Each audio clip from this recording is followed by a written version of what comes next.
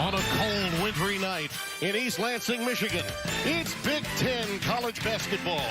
The house that Magic built, the Breslin Center.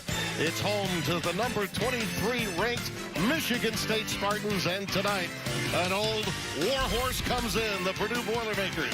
As you look at the standings at the nation's most powerful conference from top to bottom, our Mike DeCourcy had 11 in the tournament just a week ago. I think it's 9 now, but who's counting? Just know this, they're fantastic, all of them in this conference. Don't sleep here on FS1 tonight.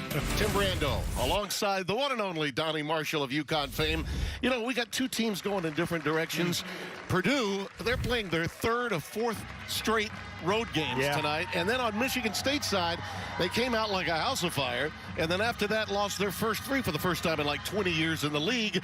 But they're beginning to get it now. Life in the Big Ten. That's exactly what it is. I would call this, if you're a soccer fan, this is going to be a mid-table contest. No one's quite at the top. No one's at the very bottom. But this will be a knockdown, drag-out Big Ten game. Both teams want to play very, very physical. You got to limit those mistakes. Small margin for error for both teams right now. Sort of like my show tonight, right? Small margin for error for yours truly tonight. Had a little time off. Purdue is led by Trevion Williams inside. Keep an eye on him. I know you're really high on what he can do. Yeah, listen, he just knows how to move that body around. And on the other side for Michigan State, they really don't have one guy that they can put on him and say, okay, sick him, go get him. So it's going to take a group effort by Michigan State to slow this guy down. He is a terrific player, good passer, good scorer. Going to be fun to watch. As you look at the last couple of games, Aaron Henry has really developed his total floor game, and it has made a huge difference, particularly in the second half, in that big win that they got in the Big Ten against a very solid Rutgers basketball team. Came in thinking they had a real shot of winning that matchup. And when you think about Michigan State, you think about leadership. Coach Izzo was still looking for that guy. And I think Henry has to be able to step into that spot, not just from a scoring perspective, Timmy, all around. Right away, beautiful maneuver there by Joshua Langford after a year and a half away from the sport. Just having him at 80% means a great deal to Tom Izzo. And when I talk about leadership, obviously people are going to say, what about Joshua Langford? Look, he's been trying to find his body, trying to fix it the last few seasons. So I wouldn't put a lot of pressure on him to have to lead this team. He's one of those guys that Izzo can look towards, but he's trying to focus on getting his body right, getting his mind right.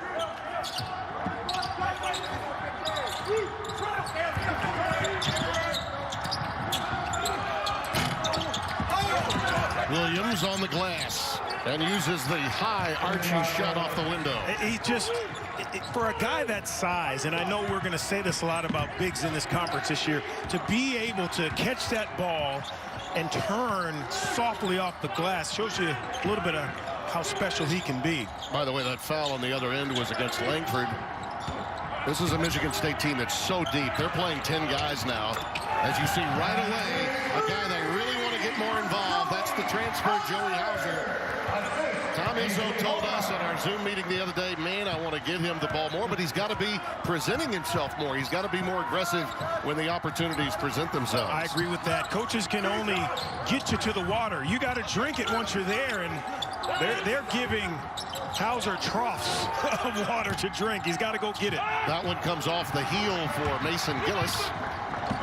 And back the other way come the Spartans. Hogard getting comfortable at the point. They had tried the experiment with Rocket Watts. It did not go as well as he might have liked, and frankly, he's playing better at the shooting guard position and coming in off the bench now. That ball knocked away as we quickly take a look, and it's time for you to enter the Fox Super 6 College Basketball Contest. It's a chance for you to win a $1,000 prize. Download the free app and answer 6 questions about the Purdue-Michigan State game for your chance to win.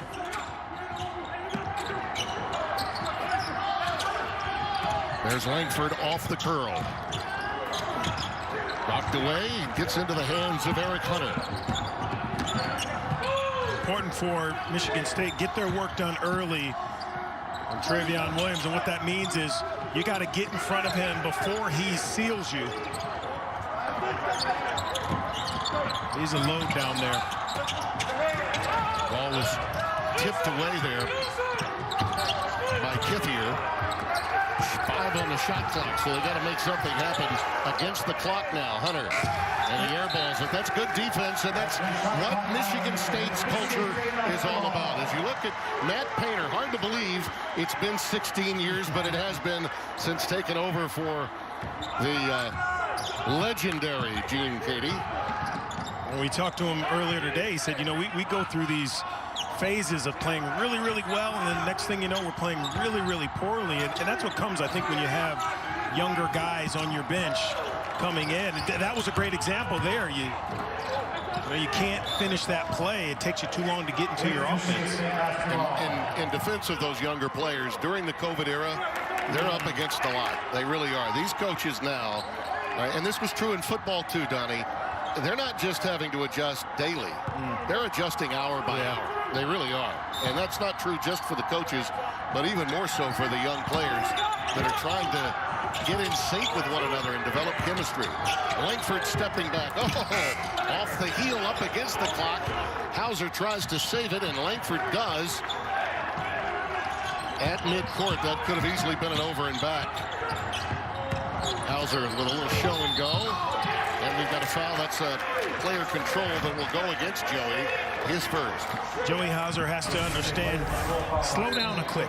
Just slow down right here. Show the shot fake. He almost was putting the ball down and showing the shot fake at the same time, and then you drive, you're off balance. Just slow down a click. If I'm his teammate, I'm saying, Joey, listen, we're going to get you touches. Slow down, make the right play. I want him to be a scorer first, passer next. We're talking to Tom about having a transfer, and he's not had many in his career. He thought that he was going to get Joey Hauser right out of school. He didn't, because he determined, Joey did, that he wanted to play alongside his brother at Marquette, who now, of course, is at Virginia. Travion, too strong and well defended by Kithier there. Talk about a lunch pail type of defender. He's that. Anytime you got Travion Williams catching the ball at the three-point line and trying to beat you off the dribble, you've done your job already. Get him away from the basket. You have a much better success rate against him out there. Aaron Henry. And you can tell he is the focus of Purdue's defense. Not many looks for him, and he's been dynamite of late. Just over 4 minutes gone by here at East Lansing.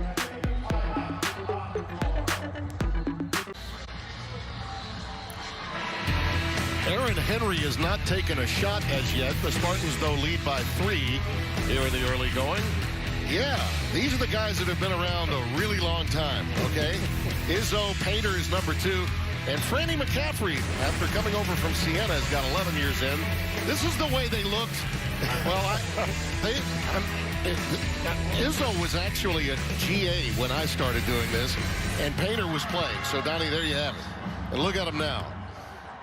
Clearly, they didn't get the memo about Grecian formula. Partner, they don't know what a really long time is. You said they've been around a really long time. I'm going to defer to you when we're talking about being around this game a really long time. Here's a youngster, Edey, that's not been around that long, but boy, does he have great length. Zach Edey, youngster out of Toronto, Canada, and we've got a lot more on him to tell you about as the evening develops.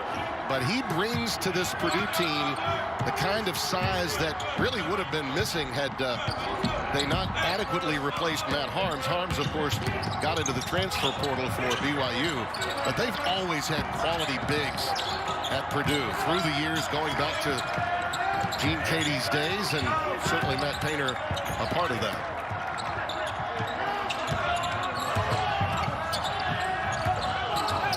Henry giving it up. Hogard too strong. Up against the clock again, and Edey clears. Sometimes you got to shoot the first one. I think he made the shot tougher and for himself and easier for the defense. Catch that ball, shoot it. If the guy's hands are down, then it's a good shot. And another name that we have not called as yet, Sasha Stefanovic. You talk about a gifted offensive player. Here's Edey again, right where you want it. And you can see that he's got the quality moves. The skill set is there. And he was an outstanding hockey player and baseball player, pitcher, I might add, before making his way to basketball. He's only been playing basketball for 3+ years, so he is raw. Henry giving it up again. Hogard not in the position to do anything with it, and they're digging into that clock again. It's down to 2, and Henry will be rejected with 1 on the clock. I think they may get 1 back on the clock. There's going to be a conversation. Bo Borowski coming over to have that conversation with his fellow officials, and I think it would be the accurate call. Well, this is the issue that I think Michigan State has had this year. Who is their go-to guy? Who's going to go get them a basket late? Now, as well as Henry, played the last game, he just doesn't have that in him to say, okay, I'm the guy, give me the ball, get out of the way. They're missing that guy, and not every team needs that, but late clock, it's nice to have that luxury to have 1 or 2 guys that can go get you a bucket. That 1 or 2 guys just hasn't been there for Michigan State this season. I've taken a look at the shot clock. They're reviewing it, but you could see easily the ball was out of play with 1 on the clock, so it shouldn't take too long. So just a quick catch and shoot is what you have time for here. We touched on Edey again. His first sports passion truly was hockey. Yeah. Started playing with friends when he was about 7 or 8 years old. Can you imagine the space that he could take up out there? Don't get on the boards with this guy. Played baseball, too, saying he wanted to be the first 7-foot pitcher in Major League Baseball. Wow. Can you imagine if he had a great curveball with a 7-foot wingspan?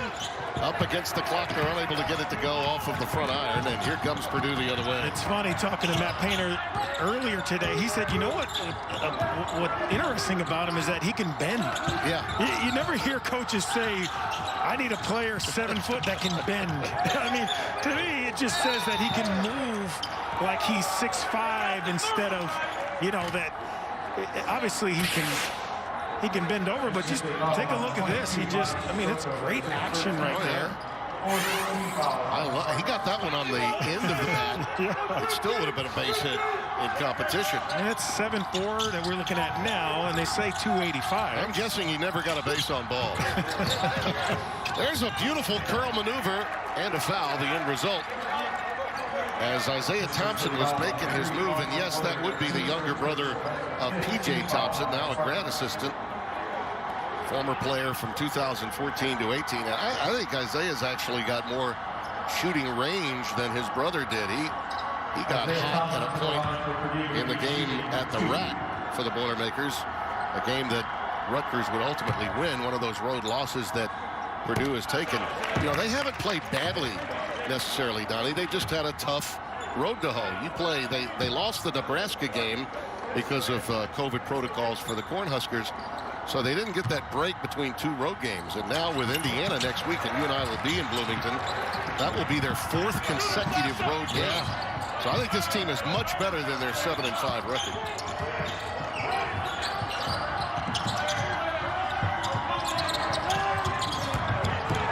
Malik Hall is on the floor, too. A little runner, a little leap and leaner on the lane by Rocket Watts. Well, what made that play happen is the spacing and the ball movement from side to side. Against a physical team, it's always important. Once you catch that ball, you got to rip it and go north to south. You can't continue to go sideline to sideline. Gabe Brown now is checking. There's Edey with easy left hand right over the big that was trying to check in, which was Madi Sissoko. That's the youngster from West Africa that Tom was telling us about that would get a lot of playing time tonight. And that's primarily because of the presence of Zach Edey. Sissoko has to, same thing. You got to get your work done early. I know it's not Trevion Williams, but even more important to get a 7-footer away from the basket. Foster Lawyer also on the floor. He can adequately run the point. He's proven that to Izzo. He trusts him. He's in the game. Wheeler, not there. And it's pulled down by Watts. Michigan State looking to push. And in trying to force it, they're going to draw the foul. And this has been the issue at times with Edey getting into some foul difficulty. And this is what I'm talking about here, Timmy. Look, that ball goes to one side of the floor. You switch sides. It's going east to west. But as soon as that ball swings, you put it on the floor, you get to the rim. And then Edie down low. That's just too easy. He's catching it on that lower circle. Sissoko, again, he's going to get more minutes, but he's got to learn.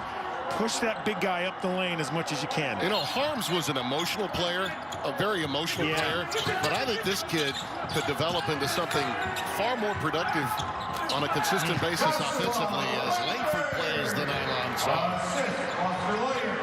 Listen, if you've seen Michigan State play the last few years, you've understood what Josh Langford has gone through. It's awesome to see him out there and looking healthy again and just out there playing basketball. Ravion Williams got tagged with a push-off there. And they're going to go to their bench and maybe get a little smaller as a result, Matt Painter, and get Eric Hunter back on the deck. Well, the problem when they go to their bench is they get younger. Yeah, younger and sometimes smaller. Yeah, that's right. That's a tough position to be in. How about that teardrop from Watts, driving the baseline with authority? He's got such good speed. We know that. The name tells us that. But when he keeps it simple, it makes him that much better. You don't have to make this game harder when you have the speed of Rocket Watts. Tough shot up against it by Sasha. Well defended by Langford. And Travion Williams loose on the offensive boards. And he's fouled. I think Kithier got him. And a little work on the blocks. Joshua Langford, he may be older than me, actually, if you check that birth certificate. And Rocket, Big Ten on FS1.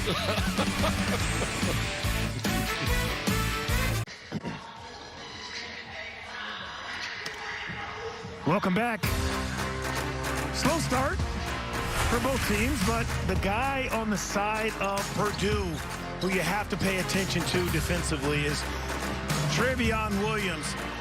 Not only is he a very good scorer, but he's a terrific passer, terrific vision, understands his body, understands the offensive sets. This is one of my favorite plays of the season so far, but to me, it's interesting when you go down the list and you have your notes and you say strength of a team, weaknesses. One of the strengths I have for Purdue is Travion Williams. Yeah. I mean, and what I have next to it is his scoring and his passing. Because you look at a guy that size and you think, okay, he's going to be big, he's going to beast you down low, but he has the qualities that make him such a good player, and that's vision, feel, the passing. He's just a terrific player. Didn't get it done at the free throw line there, but not by much, because he's really got a good stroke. There are times, though, when he's struggling. When you're a 47% free throw shooter, he has a good stroke. I think it's a mindset issue for him, like it could be for a lot of young guys. Yeah, it really does. Those were two good looks at the basket, but if anything, you want to put him at the line. Shot clock at 3 for Hauser. And a tough situation for Joey Hauser, because anytime you're trying to get yourself going, you don't want it to be with a shot clock at 2 or 1. You want to feel more involved earlier in the shot clock. These teams playing just as their coaches like it, defensive-minded, and it's impacting, obviously, the flow of both teams' offenses. Travion, there's that pass, just like the one we saw on the replay a moment ago that you dissected, and we've got a foul. I think it may be on Travion. They got him. Yeah, that's his second. A little too physical down low, and it's a great skip pass. Maybe a little low if you had to pick your nits, but this is what Michigan State needed. They needed for Travion Williams to be on that bench early, so now they can get their work done. Let's face it, there's really no one on this Michigan State team that can slow him down. It takes a group effort. Years ago, Travion's dad was here at Michigan State, and Izzo loves him, absolutely loves him. Reminds him of Draymond Green. He's really a taller version of Draymond, and not obviously as charismatic. He's a leader by example, not necessarily a verbal leader at this stage. And a Detroit kid. I think that's the thing that probably stings most when he comes back. Yeah, he knows how much he wants to get it. The Boilers 0 for 6 from downtown. Williams with a couple of fouls in just 6 minutes. That foul was on Gillis. And Hauser took steps. Again, Timmy, I would grab him and say, slow down. Just slow down a click, even half a click. You're not a marked man. They're not running 2 guys at you. It really is in his mind. He wants it so desperately that you go a little bit faster. Your feet go a little bit faster than your brain does.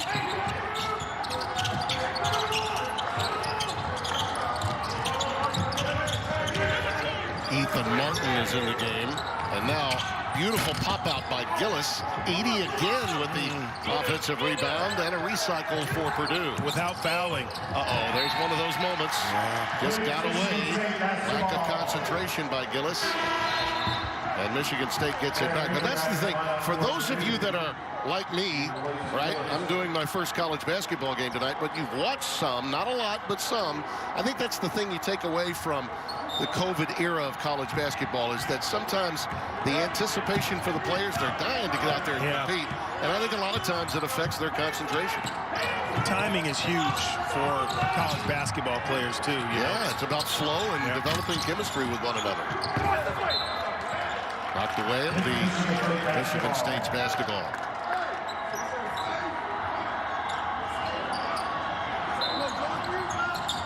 Well, Henry back on the floor. Let's see if he can get on track. It's pretty obvious that Matt Painter wanted to make sure that he didn't get many looks at the basket tonight.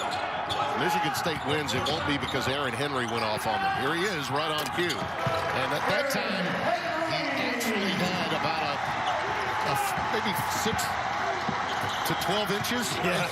I mean, it wasn't as if he was not guarded there. 13-8, Michigan State by 5, almost 11 minutes gone by.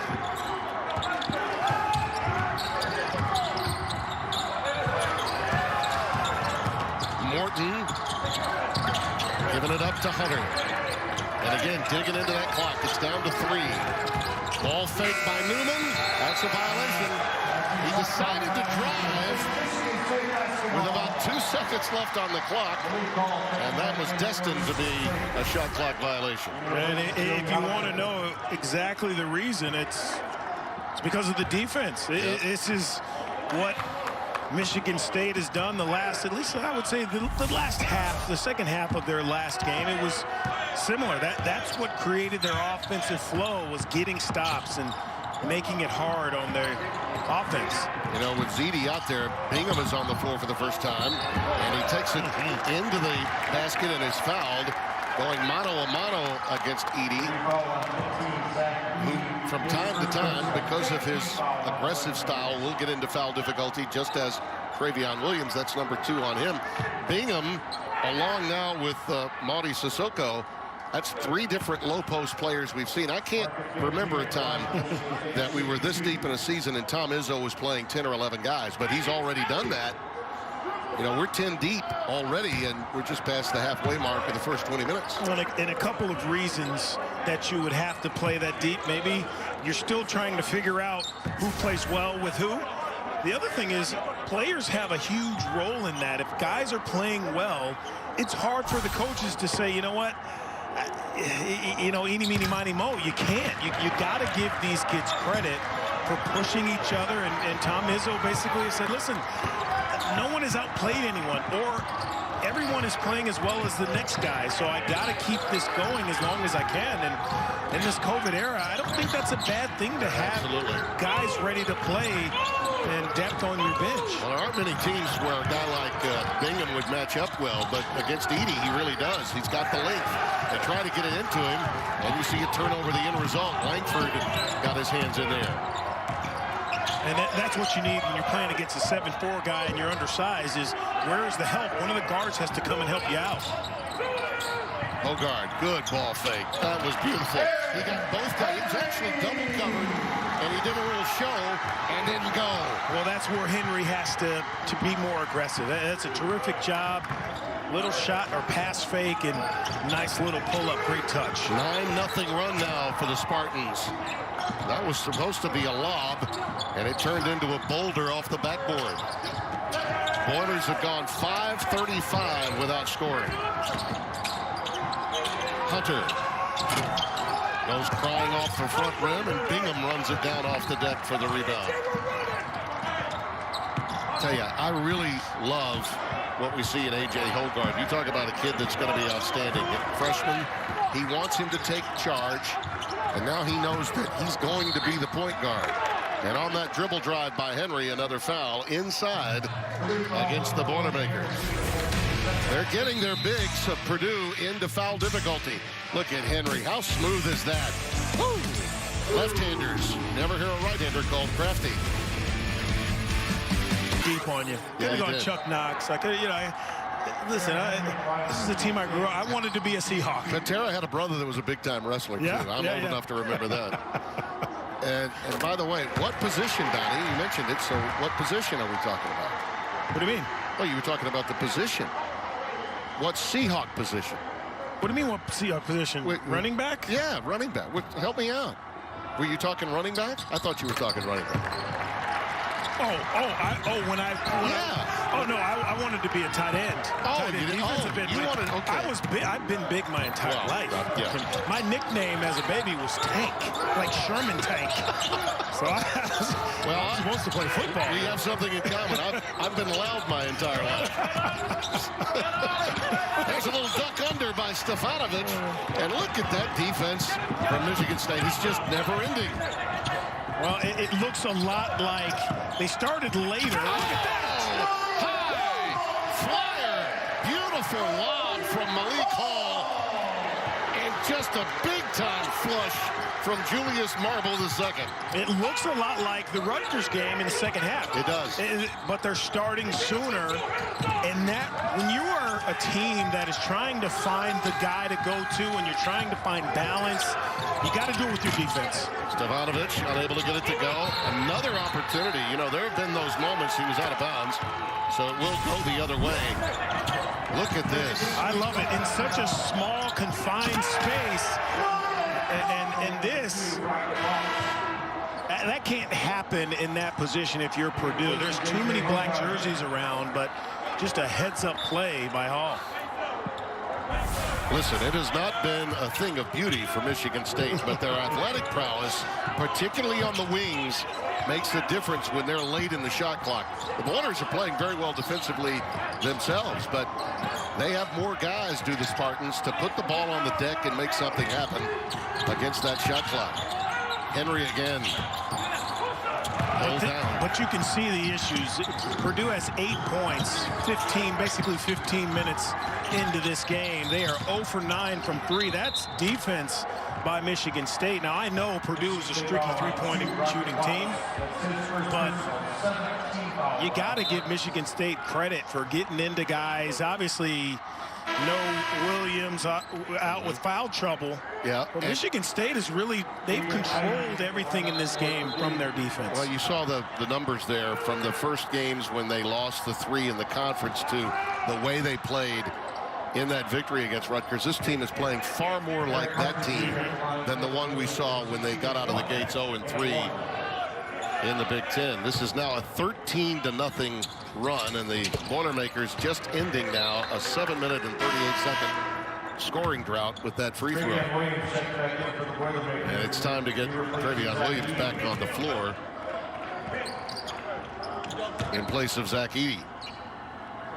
Now, I will say against Michigan State, one of Purdue's weaknesses is trying to slow them down in transition, but that means there has to be more communication. There's got to be more talking. If you're in the area of a white uniform and you're Purdue getting back in transit, just talk. Say, hey, I know that's not mine. Get mine. I got yours.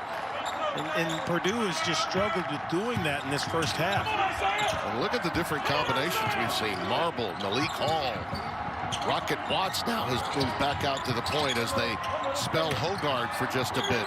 They've had all kinds of different players being utilized in a number of outstanding moves like that one from Hall with the ball fake, and they lead by a dozen. That is just textbook post move, keep your feet on the floor and make a patient move.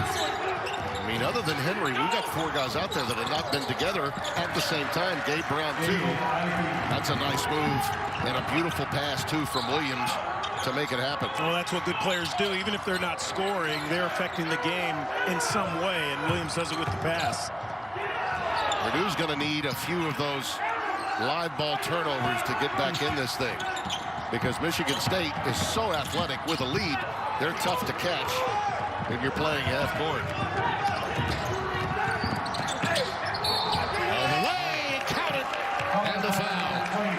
beautiful move by Jaden Ivey, youngster out of South Bend and La Lemure Prep in Indiana. I mean, look at this. You got to pay attention. I mean, he's 15 feet from the basket. You still got to put a hand up on Williams so he can't be a great passer. And this is just, that's unacceptable if you're Michigan State defensively. Basketball in general, stop the basketball first. You can't let a guy dribble that many times and get to the basket that easy. I think you'd agree that Matt Painter is a fairly understated guy. You don't necessarily hear him give glowing remarks to freshmen, but he did glow when we talked about Jaden Ivey today. He really loves his range. He deflects shots. He's a disruptor.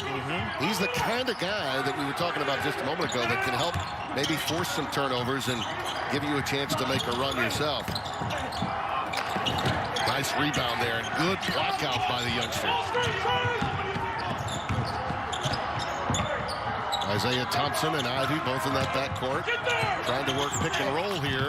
He'll take it himself. Ivey's feeling it right now and giving some punch, some zest to the Boilermaker offense. Look, you got to understand what the scouting report is. Make a guy go left. That's twice now you're letting him get to the strong hand. That's a beautiful pass and a finish. Really well done. And that's Marty Sissoko getting the job done. And it's 24-16. Ivey, 3 out of 3 from the floor. The rest of the Boilers, a collective 3 of 15. Really don't need to make a move down to this end of the floor without allowing Ivey a touch. Painters club down 8, but making a little bit of a move before the break.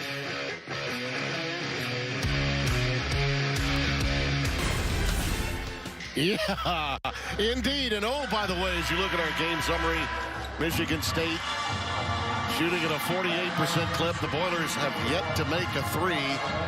And the points off turnovers belong to the Spartans as well. Speaking of Purdue, last time I was with Steve Lavin was at Purdue on my birthday.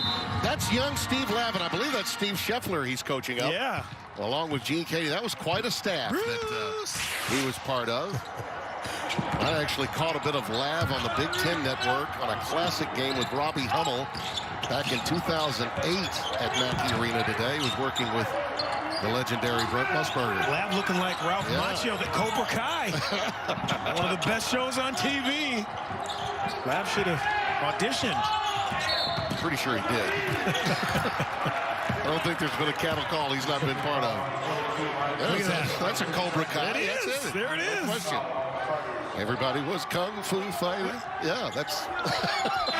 he's told me multiple times what he was teaching, but I still the picture throws you off. Yeah. Then he'll throw out one of those analogies, and you were lost at the bakery. It happens. 24-16 our score. Just under 3 minutes remaining, and we'll turn it over to Rob Stone and Steve Lavin. Ravion working on Bingham now. That defense. Checking in. You talked about it, Lawyer. Just understanding who he is defensively on the floor, even though he's one of the smallest guys out there. Well, that was Ivey's first miss, and maybe just a step out of his range. It was on target, but just grazed the front iron. You see Foster Lawyer in there. He's a confident point guard. They have no problem utilizing him. And defensively, he stays in front of guys, you know? I mean, I don't know if he can give you 30 minutes a game, but in little spurts, he does a terrific job for Michigan State. Well, that foul went against Gillis. Sissoko had the other one just a few moments ago. That's 2 on Mason Gillis. Matt Painter will have some foul difficulty to deal with, it would appear, in the second half, particularly with his front line. Travion Williams and Edey have each collected a couple, and he's going to get Edey back in the game again before the end of the half. You know, as much as he probably doesn't want to stay with his bench, he's gotten 12 points off the bench, Matt Painter. Yep. Ivey has been the guy for Purdue since coming into the game. I mean, their starters have scored 4 points. Yep. So sometimes you have to go to the bench to try to get your starters going a little bit. Aaron Wheeler giving it up to Ivey. Oh, look out. Bingham rejects it. And it was still on an upward flight. He's very happy with that, as well he should be. It makes sense defensively, stepping up. Now you have to get that block because you know there's a 7'4" guy waiting on the other side for the miss. That's good timing. Shot clock at 10 as Stefanovic triggers it in.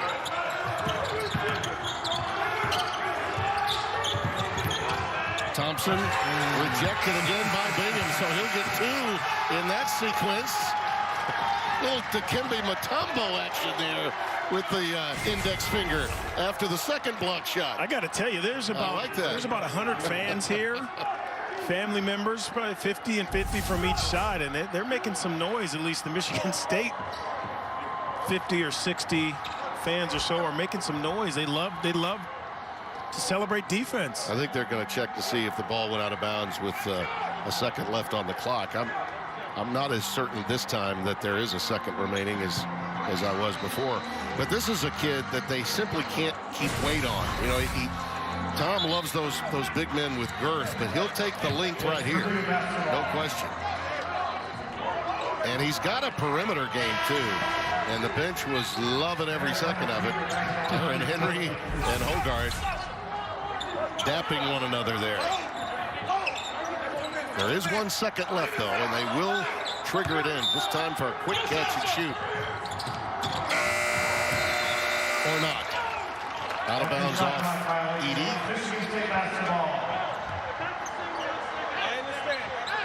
So after that quick burst that came from Ivey, it cut it to 6. Michigan State has answered. And they've been in control of this game with their defense since the outset. Watts giving it up to Langford. Good overplay defensively there by Aaron Wheeler. Shot clock down to 10. Watts pulls up at the key. Drops it through. And that's what you need from him late in that shot clock. There has to be 1 or 2 guys you can go to. And I just feel this Michigan State team, more than any team I've seen lately, they are really fueled by their defense. A stop and go maneuver by Hunter before giving it up. Ivey right back to Wheeler. Edey could not bring it in, and here come the Spartans again.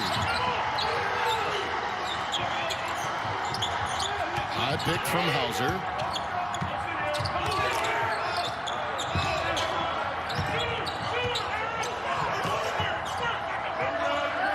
Bingham will flash. Look at that spacing, getting out of guys' way, getting those hands ready to catch and shoot. Joshua Langford. They got the space, a wide open look. That's textbook. And a timeout as the lead balloons to 15. This was a vintage possession for the Spartans.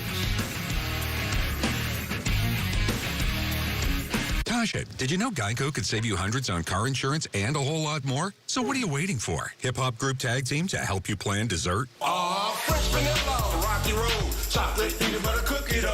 Scoop that is, scoop that is, scoop that is, scoop that is, scoop shakalaka, shakalaka, shakalaka, shaka, scoop shakalaka, shakalaka, shakalaka. Geico. Switch today and see all the ways you could save. Name of the game for the Spartans is continuity. Guys understanding where they're supposed to be, running their stuff. Look at this spacing. Hauser in one corner, Joshua Langford in the other. That is how you get out of a teammate's way and you allow your offense to be effective. And again, as much as we've talked about Michigan State on the defensive end tonight, offensively, they've done a solid job. They have picked apart what Purdue has tried to do to them defensively. And they've really done it with Lawyer running the show as opposed to Hogarth much of the time. Look, it's only 31 points, but they've made their point. Yeah. I view Michigan State as a team with a lot of interchangeable parts. Donnie, what say you? Would you agree with that? A lot of interchangeable parts. Yeah, I think, you have a coach who understands how to play multiple guys. Not known historically to do that. He's usually about an 8 guy. There's another rejection from Bingham. He's got 3 in the last 2 possessions. Lloyd's got to shoot that. He's too unselfish. Shoot that, man. Bingham wasted no time getting to the locker room either. That's the fastest that big fella has ever gotten to the locker room. He wants to look at the film of the last minute of the first half. Well, Marcus Bingham Jr., terrific job. He stood in there, a couple of block shots late. Use that length, young fella. That's the end of the first half. 31-16 our score after the break. Rob Stone and the lovely and talented Steve Lavin at the Fox College Hoops Halftime Report. You are watching Big Ten basketball on FS1. The state capitol in nearby Lansing, Michigan. On this cold winter evening, a special Friday night feel here on FS1 with Big Ten basketball. And the hometown Spartans are having their way, particularly on the defensive side against the Boilermakers as they lead this game now by 15 at the break. Donnie Marshall, I don't think there's any question the suffocating defense can be summed up by the last 60 seconds for Mr. Bingham. Yeah, and you know, it helps that Michigan State went on that 9-0 run, but it really started with their defense. You know, Marcus Bingham Jr. did a great job of just standing in, being ready to help a teammate out.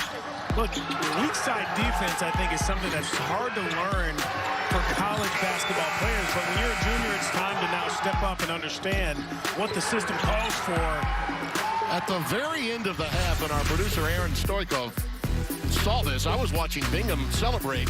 Watch Zach Edey pull up a little lame at the end of the break. He needed help to get off the floor. Now, he did come back and warm up and appear to be okay.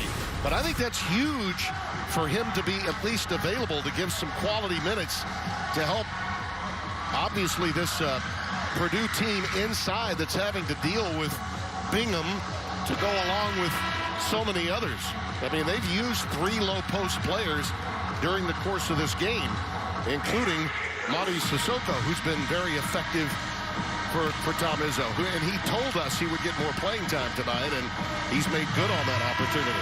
And Edey's on the sideline now doing some toe raises and hoping, if you're a Purdue fan, that it's maybe just a little cramp. But we'll have to keep you posted. Boilermakers got a little bit of a spark from Jaden Ivey off the bench in the first half. He hit 3 straight, more than any other. And in fact, he was 3 out of 3. And at one point, the rest of his teammates were 3 out of 15. Right. Tough shot, very tough shot. That's really good defense. Pithier again, just all over the place. He plays bigger than his height. And of course, Bingham's got plenty of height. And it's all about the body, though. Positioning, trying to take the hit and stand the offensive player up, and it forces Williams to be off balance with that jump hook. You know, you talk about the defense in that first half. Purdue didn't help themselves. They were 0 for 12 from 3, and this is a streaky three-point shooting team. I wouldn't be surprised if they went some 5 for 7 or 5 for 8 in this second half, something that Michigan State has to stay aware of. Can't let them get it going. As they're working on Wheeler, that ball was knocked away with 9 on the shot clock.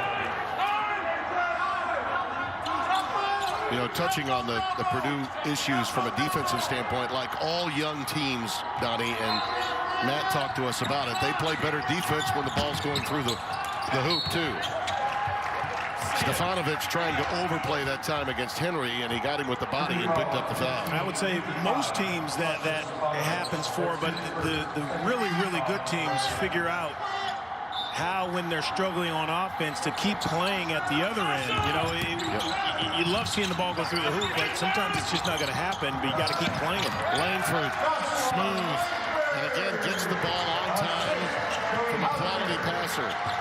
Touched on Travion Williams, how good he is passing. Well, Joey Hauser is also fantastic at delivering from the post, either inside, out, or outside in. Williams on Kithier. That's a mismatch, and he'll take advantage. Count it, and a foul. And you see exactly what Matt Painter's trying to do this half already, down low to Travion Williams. Great read, though. You post up, you see the double come, back out with the dribble, and then go to work once you read the defense retreating. You know, you think about bigs in this league, and I know you're high on all of them, but man, Williams is probably one that people tend to forget about when you're talking about the ones that this conference has, of course, led by Luka Garza.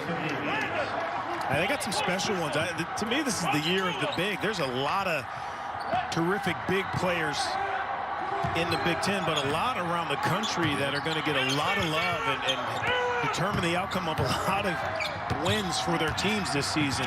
By the way, Kithier's foul was his third. That's why he's sitting. And there's a turnover. There's some of the bigs that you were talking about, beginning with Kofi. Well, I know you're very high on at Illinois. Colburn he's a man. I mean, he really plays like an NBA player. And then Hunter Dickinson, keeping him around for Juwan Howard is going to be the toughest job for him. We know Luka Garza, obviously. I mean, they're just they talk so much about guard play, small ball. I think Juwan Howard's team is sneaky good, don't you? I think they're not getting a lot of attention. You see another one, Izzo, unhappy with that maneuver, got a 3-second call. It's going the other way. He's not at all pleased with that one. But it's very rare that a Michigan basketball team would be undervalued. And I think maybe this year, because the rest of the league is so good, and they're still a young basketball team, they may be. I love Juwan Howard. I just do. He's great for kids. Turning out that he's not a good but a great coach. And who cares what's going on around the rest of the league? You just worry about your business, and that's exactly what Michigan has done. By the way, Mason Gillis also has 3 fouls on this end, and they're trying to get the ball to Travion as much as they possibly can. Wheeler, that'll help loosen things up. Aaron Wheeler from downtown. Just shooting 28% from 3. That's been the case. As you mentioned, they are streaky. Maybe they can warm it up a little bit from the perimeter. Henry forces that one up and draws the contact. All of a sudden, that score doesn't look that bad. You know, anytime you can get it into single digits, mentally you're thinking, okay, we're back in this game. Brandon Newman picked up that foul. That was the Boilers' first tray, so they are officially 1 of 13 from downtown, but that won't stop them from pumping it up. No, as a player, you're thinking, all right, we're 1 for 1. This half, we're 1 for 1. Let's go from there. Stress the positives. Hauser. Langford right where he wants it. Oh, the putback opportunity was there for Marble, but alas, the iron unkind on the slam. And for those of you that had 3 minutes deep into the second half before you heard that the first time, you're a winner.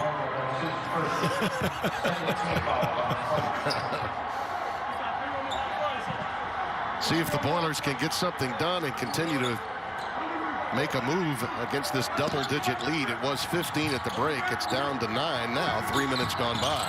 Stefanovic unable to get it to go. Hogard quickly out to Langford. He's playing with a lot of confidence now, but there's going to be a foul, and Tommy needs an explanation from his player that time. The movement was a problem. A moving pick. And it'll go the other way as they tag Marble with the foul. Boilers now on an 8-0 spurt. That better be something really good. Now that's the beauty of not having fans in the building, is you can hear we are all access with the coaches whether they like it or not. There's a little jostling at half court here, and that's where the banging happened. I thought for a minute it was a moving pick.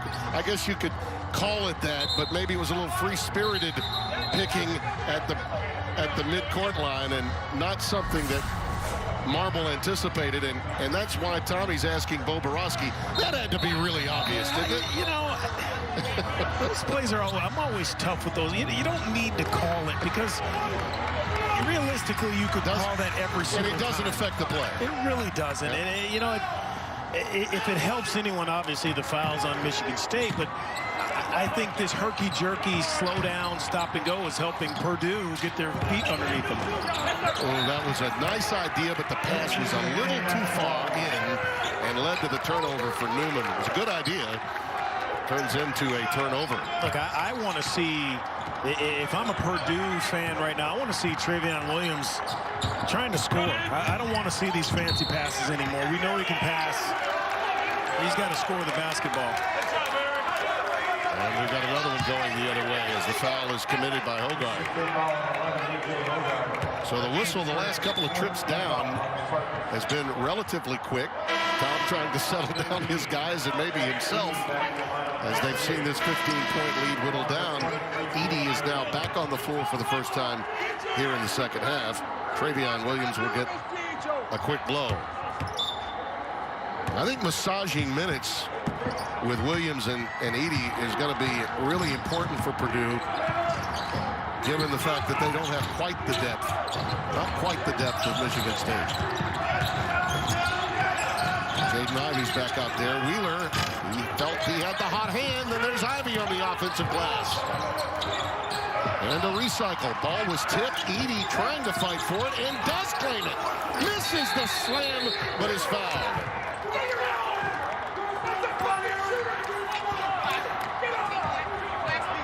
Yeah, they're going to count the basket here, I think. They're going to say maybe interference taking place I here. think he just holds on to the rim a little bit too much. Yeah. He's grabbing the rim and trying to go get the play. That's technical. Yeah, that's a technical. And he was inside the rim. And then by holding on to the rim, picked up the technical foul. I love deflections, though. That play happens because for Michigan State because of the deflection. Yep. It really should be an official stat. I think I say that almost every single game because coaches and coaching staffs around the country, they count it. They're so disruptive. You have a chance to go get a live ball, and it just slows down what the offense is trying to do. Love deflections.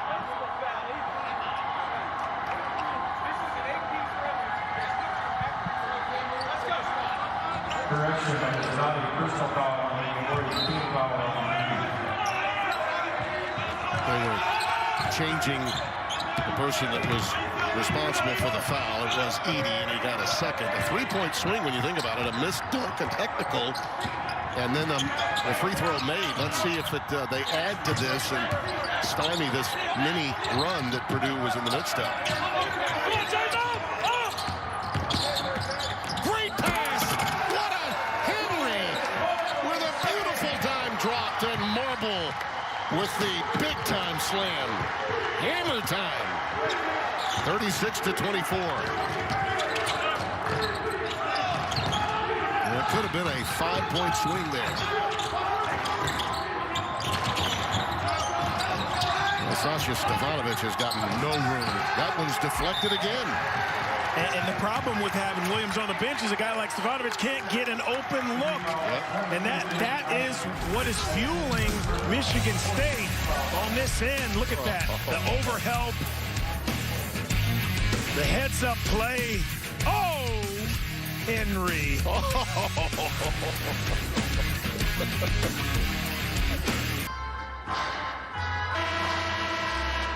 Just over 4.5 minutes gone by in the second, a 12-point lead. Just to clean up what happened, the refs were correcting on this type of technical foul for hanging on the rim. That does not count as a personal. Others do.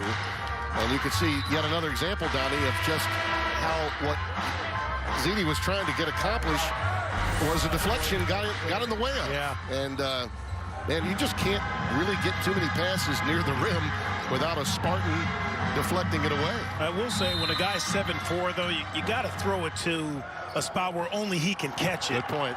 Yep. Now, those deflections happen because you're trying to throw a 7'4" guy, a pass that you throw to a 6'4" guy. Like a back shoulder pass from your Russell Wilson, right?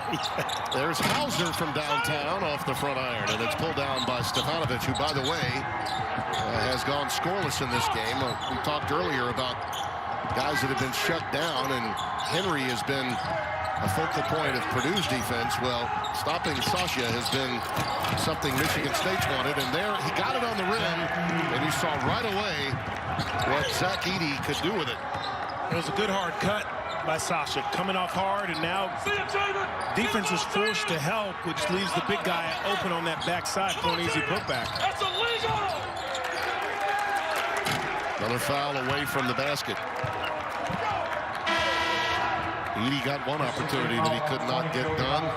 He made, look at that. That says it all, doesn't it? You know, he doesn't go Judd Heathcote and pound the side of his head. No Judd thuds. You know, he made fun of his old mentor for the Judd thuds for years. So now he just has every other expression besides pounding his ears with both hands. Here's Edey again down low with Bingham on his hip. Wheeler has the only three for the Boilermakers. Stefanovic can't get room for a shot. Shot clock down to 5. Hunter, count it. That's the second three of the evening. Eric Hunter, 31% on the year from downtown. Henry has his pocket picked. The lead is down to 7, as close as Purdue's been since they were down 6. 4 minutes left in the first half when they cut it there after Ivey hit 3 in a row. Here he is again. Bingham gets it into the hands of Hogarth. Yeah, didn't have his feet quite set on that shot. Thought he was feeling it a little bit. So important when you make a shot to not just jack up another one the next time you catch it. You got to shoot it the right way. Pull up. Little runner that won't go. There's Bingham again. And I think Edey's going to get that foul. Bingham Al McGuire used to have a great line. Some guys can get to the boards, but guys are quicker to the ball. Bingham has been quicker to the ball, especially on the offensive glass. Well, what happens here is Edey doesn't find a body. He's in no man's land. He doesn't quite come all the way to help the drive, but he doesn't stay back far enough to put his body in front of Bingham, and that's a killer. I don't care if you're 8'4". You got to find a body and go get the ball. Well, the good news is that he only has 2 fouls.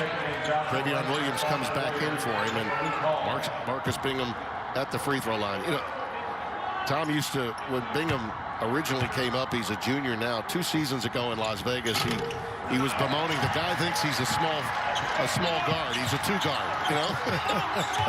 But he has worked really hard on his game. He's tried to gain weight. He just can't keep it on. But he is strong and holds his ground a lot better now than he did even a season ago. I've seen 6'11" 2 guards. Yeah. Kevin Durant. Right. And there's a tip in by Travion Williams. Langford end to end. Tapped away, last touch by Travion. I like the push by Michigan State. I love that they're beating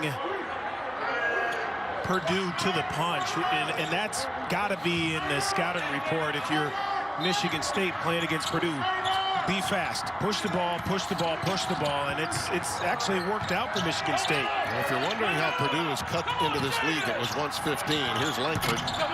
Ooh, that one's halfway down the cylinder and out. It's because of the tray. Purdue was 0 of 12 in the first half. They are 2 of 4 in the second. And they have carved the Michigan State lead in half. And once again, a lot of contact off the ball, leading to another whistle. Langford picks this one up. Now, this is when I'd love to see Purdue go into Travion Williams and just see how the defense responds. You know, and then if you're his teammate, tell him, listen, we need you to score. If it's a triple team, we get it, pass, but they need him to score the basketball. Ivey with a jump stop. Oh, great pass over Bingham. Counted and a foul. That was huge. Ivey with a beautiful pump fake. And he duped the entire Michigan State defense with that little drop-off to Travion Williams.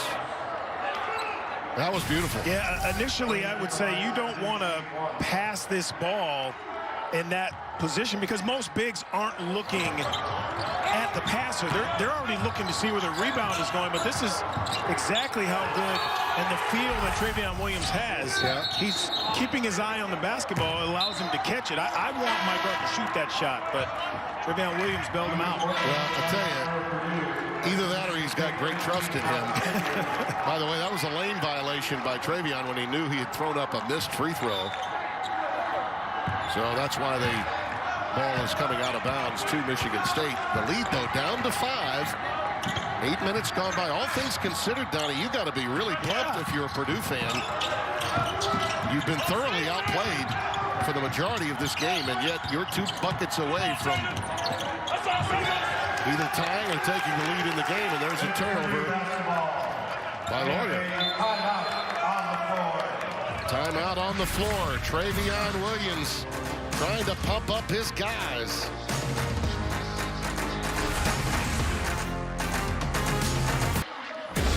Sunday, partner, we get to do this again. A couple of stalwarts go head-to-head on Fox. David Duke leads Providence, the Friars, against Paul Scruggs and Xavier. That's Sunday at 11 a.m. Eastern. That's 10 Central on Fox and the Fox Sports app. So get your breakfast early, all right? Take a look at these guys. We're going to have some fun watching that foursome. I tell you, I love what Travis Steele has done in only his 3rd season as a head coach at Xavier. Really got them playing at a high level, trusting in one another, and Ed Cooley always has one of the toughest teams, not just in conference, but in the entire country. All right, you hustling to the airport, or are you going to stay in Cincinnati and enjoy some NFL football? I need to know. America wants to know. Well, my team plays tomorrow, so I don't care what happens on Sunday. Inside, Travion Williams was begging for a whistle from Bo Borowski. Did not get it. They would have cut it to 3. That would have been as close as they've been since very early in the contest. Lawyer back again in the backcourt. He's joined by Rocket Watts. Malik Hall is also in there. Langford. That's just a tough shot, in my opinion. That you step back a foot and you get an extra one for it. Those long twos like that, I don't care for, especially the shot clock's not running down. There's another rejection, this time by Kithier. And it leads to a breakaway opportunity for Watts. He needs help, and I think he traveled, yep.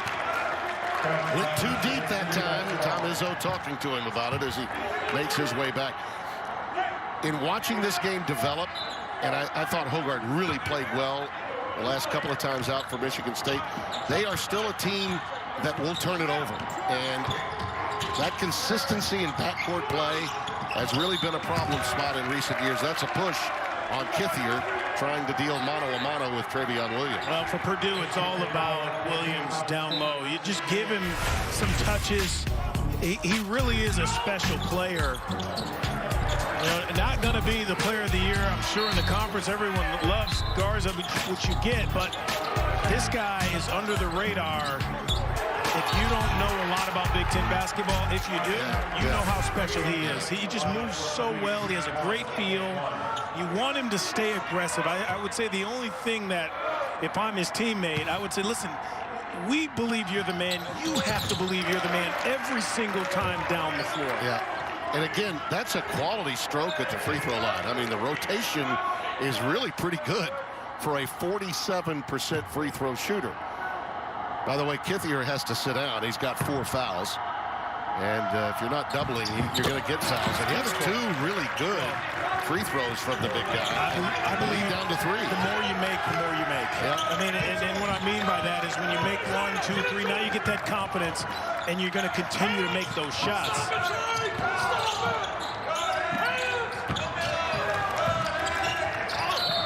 In traffic, the foul committed by the Boilermakers. Travion hoping it's not him. And it won't be. He's glad it's on Aaron Wheeler and not on him. A lot of reaching here. But that's the one that tagged him with a foul. Travion had a really guilty look on his face as he turned around. Malik Hall at the free throw line. 7 of 9 at the stripe coming into tonight's game. But here you see Hogarth coming into the game. Lawyer sits down. They experimented with Rocket Watts. Still, it would appear to me, big picture for Tom Izzo, Cassius Winston is gone, and you're trying to find an answer operating at the point. Look, it's hard to completely control an uncontrollable experiment. Yeah, and that's what's happening at Michigan State right now. He's searching. He's still searching at the point guard position. There's a little high-low gain to Travion Williams, and that's stripped away by A.J. Hogarth. The stop and go and a teardrop. Goes crying off the front iron. short-armed it a little there, did everything but get the basket. Yep.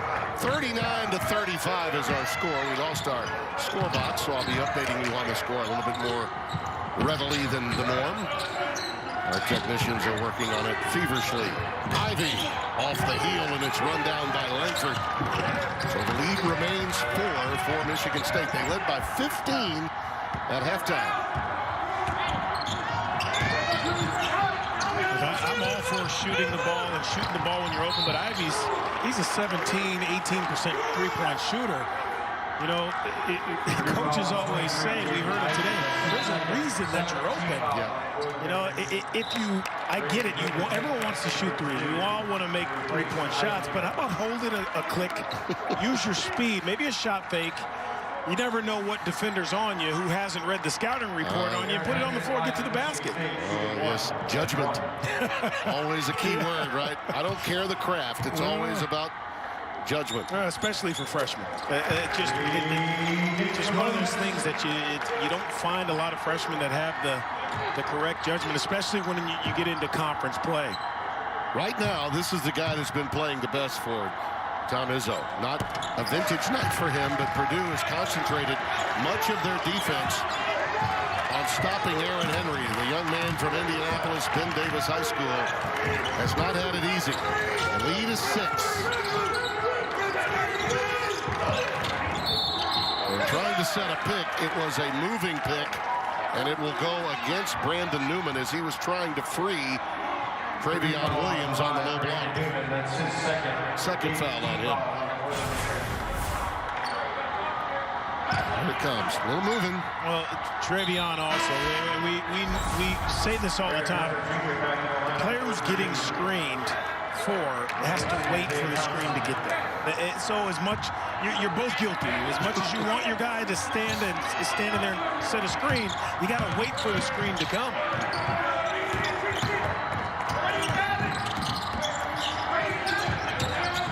If you're Michigan State right now, you're really happy to see Joshua Langford on the floor with Henry double teamed. You're really happy he's out there. Here he is in traffic. And just as I say that, he took an extra step and turns it over. But he's pressing, and he's not at 100%. The guy's not played, really, for almost 2 years, a year and a half. Yeah. And a lot of people thought he was done. Tom Izzo thought he was done. I'm trying to figure out how that was a travel. I mean, we've seen players hop step into 2, and then they pick up a foot and then finish. It's one of those plays. It didn't look right, but that doesn't mean it was a violation. There's Williams. Does a little drop step maneuver. There comes the late help. And Malik Hall knocks it away. Yeah. Here's the travel, no travel Hop, for you. 2, and then that we see that all the time. Yeah. And you know what? Izzo's saying you're refereeing with your good eye closed, man. Come on. Jeez. You can't ref with your good eye closed. Just remember that. I'm with you. By the way, I love our new position here in the suite. We were sweet people always. There's Williams. Count it. And a foul. It goes against Julius Marble. This is a lovely perspective to have. Normally we'd be courtside, but because of COVID, we're elevated a bit. This is a wonderful move. Well, this is a great perspective for Williams. Give it to him. There's really no one, and with all due respect to the defenders, the bigs for Michigan State, Travion Williams is a low. Look, he's not Shaquille O'Neal. You know, he's not maybe even Luka Garza, but he knows how to play once he catches the ball down low, and it's going to take more than just one defender behind him to stop him. Well, he's the only player in the nation a year ago with a 30-20 game.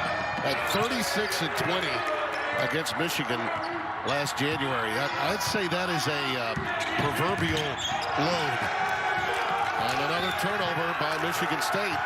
And now this 3-point lead with just a little over 8 left is really looking precarious. And these turnovers have become problematic. And Marble now is out there with 3 fouls. So Michigan State's front court is actually in more foul difficulty because of Travion Williams than Purdue's is. And you see Joey Hauser looking to come back onto the floor, and he'll replace Marble, who has the 3. And the issue for Michigan State, is we talked about this off the top, is who's going to go get them a bucket. They haven't scored a field goal in 7.5 minutes. Where's your go-to guy? It's not Henry tonight. There's a rejection by him. He got elevated that time and did not allow that perimeter jumper to be launched.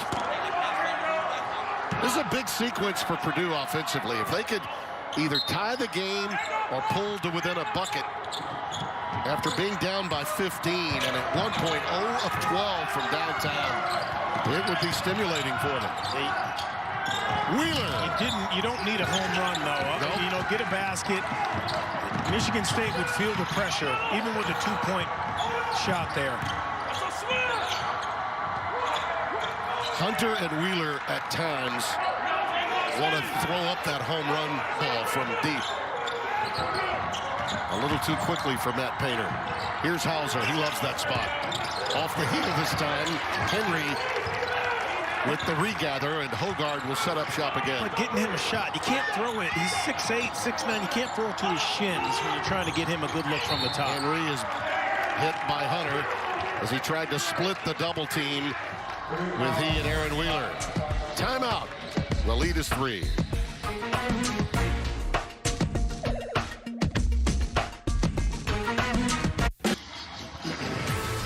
Regardless of circumstances, it's mid-January, and the intensity level is high. And you can tell, particularly since the second half began. And look at this. A 15-point cushion at halftime is down to 3. And without question, Tom Izzo's concerned, and what a victory if they can get it. Would this be the loss of the Nebraska game at home because of the COVID issue the Huskers were going through really was dynamic for Matt Painter's club. They've still got to play at Bloomington next week. We'll be on hand for that game. That would be 4 straight on the road. And for any team in any league, that's tough. But in the best league in America, it's almost an injustice. Really, this could be a huge W for them if they can pull it off. And a massive comeback against the Tom Izzo coach club. You just rarely see here at Breslin Center. Henry at the free throw line. But, you know, at least they're playing games. I feel for some of these kids when they get these games postponed, and now you still got to practice and go through the rigors of every day. Listen, I get it. They're playing basketball, but I was there once. My coach in college, to have to see him 10 straight days. He wasn't the warmest guy either, Timmy. He was somewhere between room temperature and sleet. So to have to deal with that every day, you can appreciate what these kids are going through. There's Stefanovic with his first 3 of the night. Mark that one down with just under 7 to play, and it's 43-41. Yeah, Calhoun's not known for his bedside manner. You're right. Henry. Long rebound taken out of there. Hunter. You can get that shot anytime, Timmy. Even for Henry, I don't like that shot, especially when Purdue's starting to make a little bit of a pushback here. End to end, a beautiful wraparound. Well done by Brandon Newman from Valparaiso, Indiana. We're tied at 43. Off the heel, Stefanovic. So you call that a 5-point swing. Yeah, you know, absolutely. You miss a three, that's not a great shot. And now Purdue feels it a little bit. It's 0-0 to them. And you know, Donnie, you watch them on this end of the floor now. They're really running their stuff. Yeah. Boilermakers have the floor spread. They're getting Williams involved. The offense runs through number 50 when he gets a touch. Yeah, throw it to the grown-up downstairs. Yeah. I mean, that's exactly what you have to do. Now Hauser's trying to check him. That one doesn't go as they forced a 3-point shot, so a good sequence for the Spartans. Rocky Watts is fouled as he takes it. But still, those Boilermaker buckets, the last 2, were magnificently run. Yeah, it's really good offense. And again, the reason why Stefanovic gets open is because of Williams being on the floor. creating that, some second guessing. Who do we go with?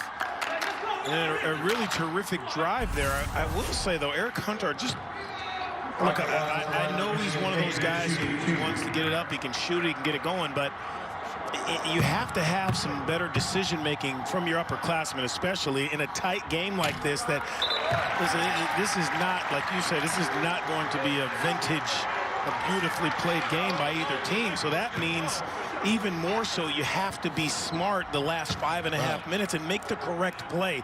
Not the flashy one, not the one that you're going to see on replays later tonight. The smart play, the right play. Well, it wouldn't be the first time that you played against a Michigan State team and felt if you got a W, even if it was a root canal, you'd take it. And Michigan State is all about toughness. The Boilers, the same thing. I mean, that's been part of their culture since Gene Katie was there. Stefanovic, not there. Hauser lost it. Beautiful reach in to tap it out. Williams keeps it alive on the offensive boards. And right back out to Eric Hunter it goes. And I think we got it. Did we get a foul? So we got a timeout. Yep, quick timeout. A one-point game, 44-43. Mask up, giddy up on FS1.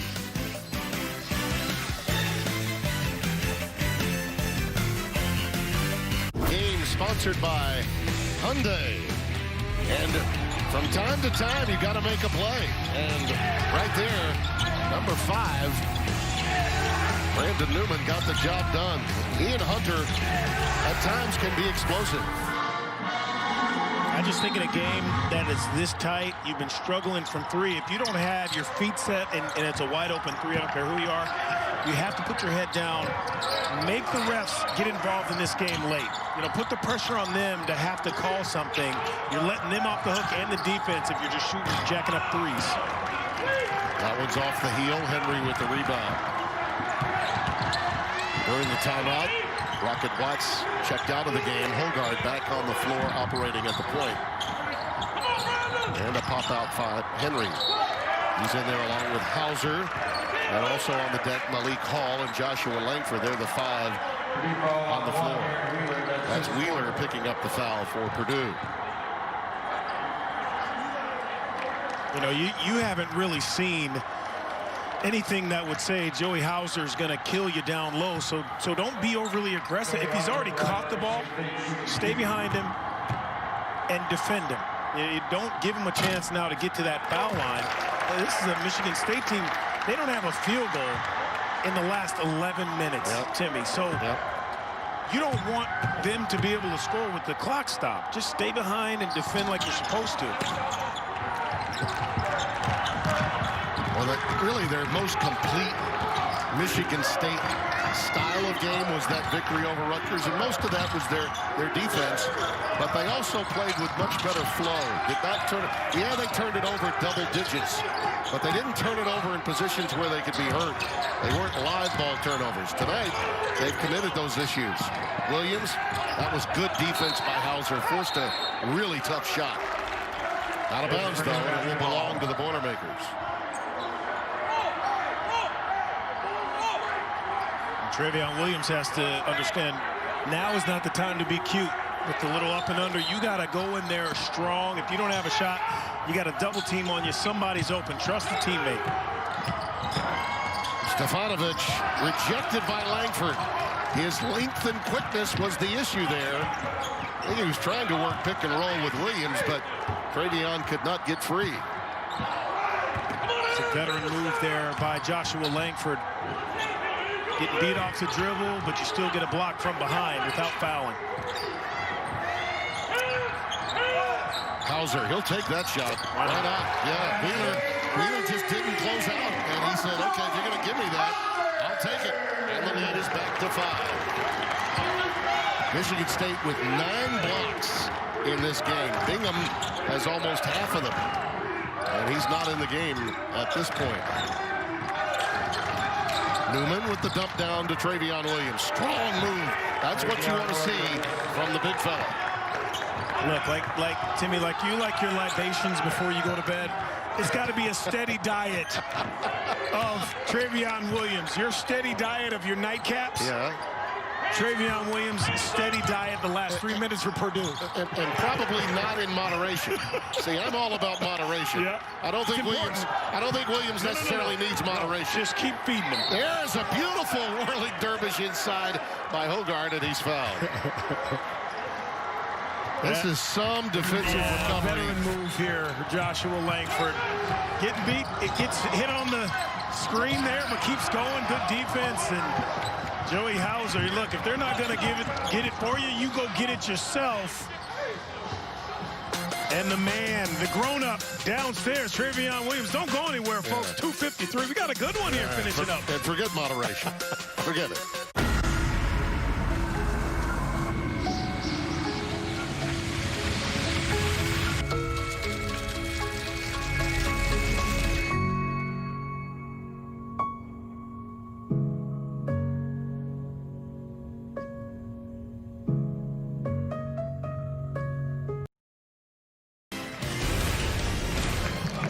Thank you, Rob. I love hearing Rob. There's no underwater basket weaving he can't be doing some work for right now. Sure, there's every sport I turn on, he's doing it. He's everywhere. Yeah. He is. By the way, Wheeler just fouled out, got his 5th. Gillis has 3, Newman 3 for Purdue. Kithier with 4, and Marble with 3 for Michigan State. Now, these next few minutes are going to be vital for Purdue in terms of decision-making on when to get the ball to Travion Williams. You know, and those decisions, as you see Wheeler taking a seat with his 5th foul, are going to have to be made now by Hunter, Sasha Stefanovic, and Newman. And quite frankly, if this turns into a free throw shooting competition, Michigan State's at 76, 77%. They're comfortable on the line. And you don't really say hack-a-shack with Williams, but you know Michigan State's thinking it. If you're gonna put the big guy on the line, go ahead and do it. Foul early. There you go. Yeah, and he goes with a jump hook, puts it in. That's the difference there, where instead of the turn away from the double with the flip underneath that he misses, he takes his time, he makes the defense retreat, or the double team retreat, and goes up strong. 28-10 now, points in the paint, and that is all about Travion Williams. The lead is 3 with just over 2 minutes remaining here at the Breslin Center. Michigan State was up 31-16 at the break. Hauser needs some help, finds Langford. He'll pump. Off the heel, Williams the rebound. Outstanding block out. Travion Williams, 7 for 11 in this half alone, Timmy, 18 points. He's gotten in rhythm. Now 6 rebounds. He really has shown up, but it's because, listen, he had a couple fouls in the first half. No fouls this half. Beautiful. What a lob. And the foul by Hauser. That's really all you could do there. And it's a good foul because he goes to the line now as opposed to getting a dunk. Watch this, patience, just looks. Defense is not going to stay there. You got to either stay or not come at all, or come late. And then here, you're right, Joey Hauser just did not have a chance, but it was a terrific pass. Down low by Gillis, a freshman. Listen, if you want to make your bigs happy, especially your upperclassmen, you give them the ball and you deliver it the right way. Now these young guys in the backcourt are having to grow up. Gillis is a redshirt freshman out of Newcastle, Indiana, and has been, like most of them, up and down. You know, Matt admitted that he needed more consistency in the backcourt. He redshirted him and then thought twice about it after the fact, and there's a foul committed by Eric Hunter. With 1:33 that far away from the basket, not always a wise choice. So free ones coming at the free throw line, where Michigan State almost always gets 2 more than the opposition. 2 coming here for Hogard. AJ is a guy that Tom wants to see take this team over. And after a really brilliant performance his last time out, it's been up and down tonight. 51-48. As you see, Rocket Watts come back into the game to replace Hogard. Some defense for offense here.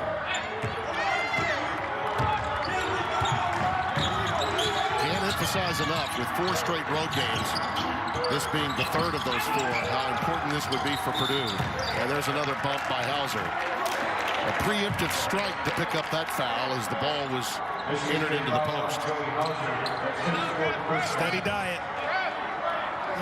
And even if he's not catching it and scoring down there, Timmy, the defense has to give him some attention. So now that leaves an opportunity for other guys to have a chance to score. As players, we make the game so difficult sometimes. It really isn't a hard game. Throw it inside to your big, something good will happen. Well, these are huge free throws for a guy that struggles at the line. And again, as we touched on, the stroke is really good. It's a confidence thing. Got them both. Well, we've seen this before, right? 24 second-half fouls have been committed. Hauser with 4 as the timeout is taken. 1:17 left and a 1-point game. And Purdue hasn't been in the lead in a long time. Well, last night we saw an incredible game here on FS1 in regulation in Madison, Wisconsin. Senior point guard Dimitri Trice forced OT by making this shot with 22 left. In the first overtime, he struck again, this time his bucket with only 12 seconds left to force a second OT. Then it's all Badgers after that.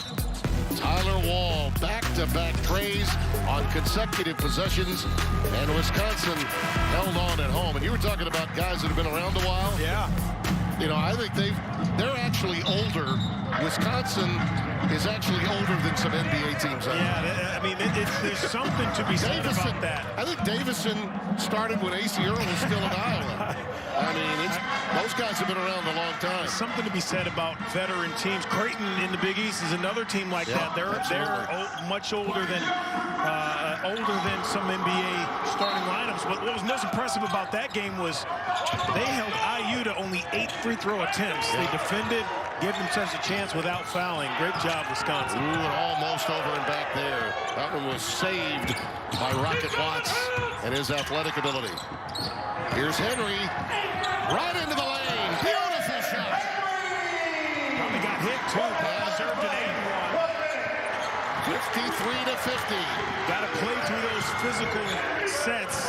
When you get hit, you can't assume the officials are going to call the foul for you. Under a minute remaining. Now the question, do they get it to number 50? Or jack up a 3? And a quick timeout's going to be taken by Matt Painter. 39.1. This was a saving play by Rocket Watts. If they go on to win this game, if he doesn't have the tightrope capability at midcourt and the quickness to save that one, the ball's going the other way. And there's a lot of contact there, and Henry just stayed with it. You can see it on his face. I agree with him. You know, there have been some of those physical bumps and slaps that they've called tonight. All you want is for the game to be called the same way all the way through. That's tough sometimes for officials. Sometimes they just say, listen, we're going to allow the players to decide how the outcome of this, if it's not flagrant, if it's not obvious, but you want some consistency. That's all. You touched on it in the very open of the broadcast. You said this is a middle-of-the-table game, you know, for both. And Purdue trying to work its way back. Michigan State sort of felt like they got some rhythm in their most recent outing after that 0-3 start in the Big Ten for the first time in 20-plus years. And it's been a root canal for both well-coached teams. That defense and toughness is their calling card, and we've gotten exactly what we probably would have anticipated. But Rocket Watts, and I love the football analogies Tom always gives. He said, I tried to turn a running back into a quarterback at the point. I needed to put him back at running back where he's more comfortable getting shots. Hasn't been a great night for him, but having him on the floor in that defensive and offensive sequence just moments ago was huge. You know, the thing that I would tell Rocket Watts is you don't need to be a position. Just be a basketball player. And I think that's what Coach Izzo told him. You are not a point guard or shooting guard. You are a basketball player. Do something good when you're on the floor. 11 on the shot clock. Hunter in trouble, turned it over. Great defensive help by Michigan State. No one should be surprised. Shot clock differential, 2.5 seconds. Now you got a foul. Yeah. It's just too late. And they're going to get Henry. Time off the clock. How about that help defensively by the Spartans out of the timeout? Well, they just knew what was coming. Well, the last timeout, they ran a great play for Henry. This time, they ran a great defensive play without fouling. Yeah. And who's at the end of it? Henry again. The last time Purdue led it was 8-7, and they've gotten to within 1 on 2 separate occasions here in the second half. That's 81% standing there on the foul line for Tom Izzo and Aaron Henry. Exactly what you want this point in the game. Purdue does have a timeout remaining. Gets one of the 2. So there's time, but they got to get one quick and then get a timeout. And they got a foul instead. Wow. Wow. Inducing the foul. Eric Hunter just went right into the chest and will get a freebie as a result. Tom is in disbelief. The one thing you did not want just happened. And again, credit the young man. He induced that by really jumping into the defender, and that's what Tom's talking about.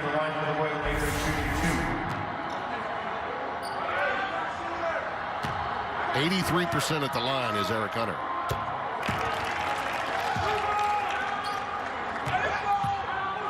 Pretty sure if Purdue had been at halftime, do you think they would have said down 2, having to play defense? Would they take it on the road? Wouldn't have believed you. Well, that's what the story is. Yeah. 54-52 with 11.9 remaining.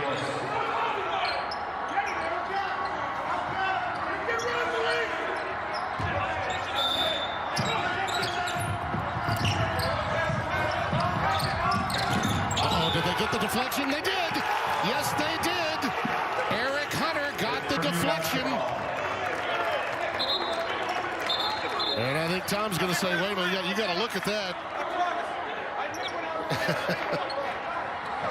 Well, important to meet the ball, but important to meet the ball on balance. Well, give Eric Hunter a lot of credit. He was quick to the ball. Let's see. Yeah, it's again, I think Rocket Watts is trying to, and I don't blame him. He's trying to sell this as a foul, yeah. Which I don't look. No, I understand what he was trying to do, but the first thing you need to do is come to it strong, secure it, and you know they're going to foul you, but catch it first. Right, and the effort to flop, the deflection is what happened. Yeah, the priority is to catch it first. And Hunter did get a piece of that. Hunter definitely got a piece of it. There you see his hand at the bottom and Rocket Watts at the top. Now the question would be, was it Watts that touched it last? And I don't see anything there that would indicate to me that they would overturn this. But we'll see.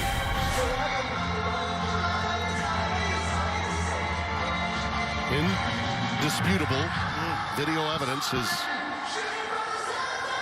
the key at this stage.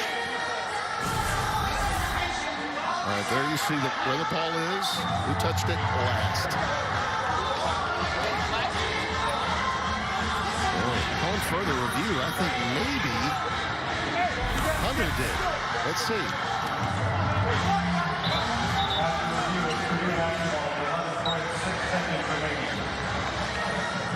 Yeah, it'll stay down here. They did not overturn it. It has to be irrefutable, and it really wasn't. If you slow it down almost to a stop, you can make a case that it was 50-50. But this is huge. What do you anticipate? I would imagine that you have to put it in. There's no way, in my mind, that Trevion Williams does not catch this ball. And if he doesn't score, if a double comes, you got to trust he's going to make the right play. High lob for him. He finally corralled it, and he got fouled. Wow. He got fouled on the double team. Henry coming over. And now the 47% free throw shooter will have to earn it the hard way. And you knew that it was going to get to him at some point. And the fact that he kept that ball alive to himself tells you a little bit about his athleticism. I mean, that wasn't a great pass, and he kept it alive. Well, you talk about maybe getting over the hump with your problems at the free throw line. If he were to knock these down, it would go a long way, not only in tonight's game, but maybe later on. And this is the kind of moment that could swing your entire season and your level of confidence in the area of the sport where you struggle the most. And I would say, you know, those players who are at that next level, and they get to this point, you could almost throw out their shooting percentage either way and just rely on what they have inside to make it. Spartans get a timeout. They'll allow Trevion a chance to think about it more. Right as we were going to the break, if you noticed, Matt Painter got Zach Edey into the game to help in terms of a potential offensive rebound to keep the ball alive. As a player, Donnie, when you know you got a 47% guy there, are you worried about a lane violation if you're on the same team as the shooter? No, I think you just look, 100% free throw shooter at this point in the game could miss a shot. So you just play it as if you make or miss. You know, he makes it, okay, we get back. If he misses it, I'm going to be ready to go get the ball. So many young guys out there. A lot of times you see that just anticipation of a miss. Well, he's already had a lane violation, so you can imagine that he's not going to do it again, right? That he committed. Right. That's right. This is to tie the game. Off the heel, Edey trying to keep it alive. Hauser gets it, and we've got a tie-up with 6.4. The Boilermakers have the arrow, so they get it back on a tie ball. So the arrow is to Purdue. And a lot of what you can make a great case, two items. One, you had Edey in there to keep that ball alive. Yeah. So a heck of a substitution by Painter going into the break right before the timeout was taken. And now you don't have to live at the line. If you've got a great out-of-bounds play, you can get out of here with a steal if you're the Boilermakers. I thought that little break between those free throws might have made Trevion Williams think about the second one just a little too much. Just even at that little break, you start to think about it a little bit. How much does it help to have that 7'4" hockey, baseball, and basketball player out there? Listen, you got a 7'4" guy in there, and the way he keeps it alive is off his shit. Yeah, right. You know? And by the way, it was a heck of a job blocking out by Malik Hall, but at a smallish 6'7", 215, there was only so much girth that he could push him out with, rooting him out of the lane area. See the timeout story. Michigan State does have one remaining. Tom's still upset about the out-of-bounds call and not getting it overruled.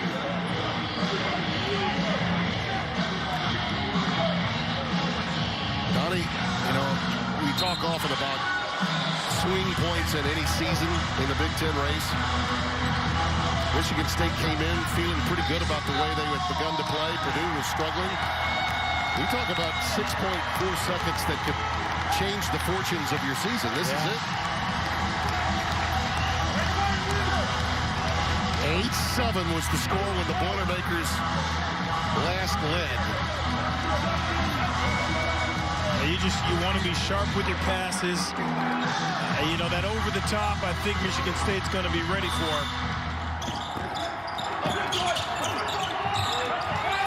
There he is. Right on cue. Nothing but nylon for Trevion. State down one. Henry in to win. Off the front iron. The iron unkind. And Purdue steals one on the road at Breslin. What a play.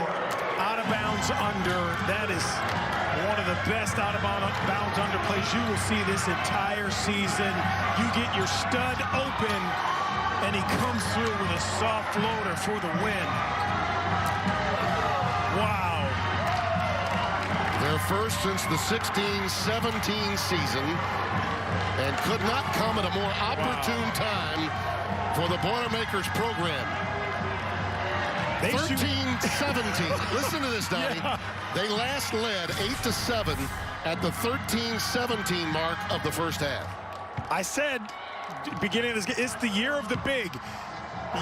In a million years, you wouldn't think Purdue could come into this building, shoot 3 of 24 from three-point range, and win this game. But because they have a guy named Travion Williams who finished 26-9, they pull it out. Oh, he's a walking double-double. He was magnificent.